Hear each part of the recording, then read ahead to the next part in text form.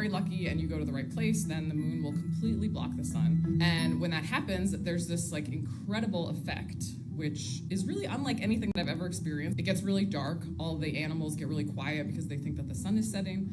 It looks like a sunset in all directions on the horizon. You can see the stars close to the sun, and you'll be able to see the sun's corona, which is basically its outer atmosphere, and it looks like these like beautiful petals that come off.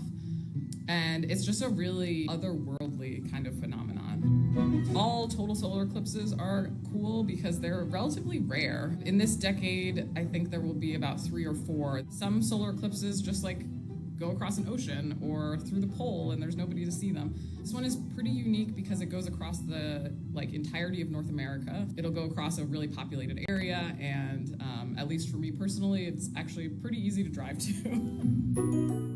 Eclipses happen because we are in this sort of interesting situation where the apparent size of the sun and the apparent size of the moon in the sky are basically the same.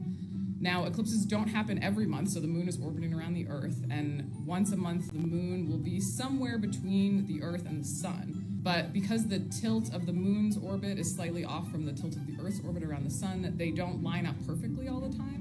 The moon also is not a perfectly circular orbit. Its orbit is elliptical and has a little bit of a wobble. So it just happens once every couple of years, there'll be this alignment where the moon is exactly between the Earth and the sun, but only for very specific places on the surface of the Earth. If you want to see the eclipse, you can look up the path of totality. It goes from Mexico through Texas, the Midwest, and then hits like upstate New York and into New England.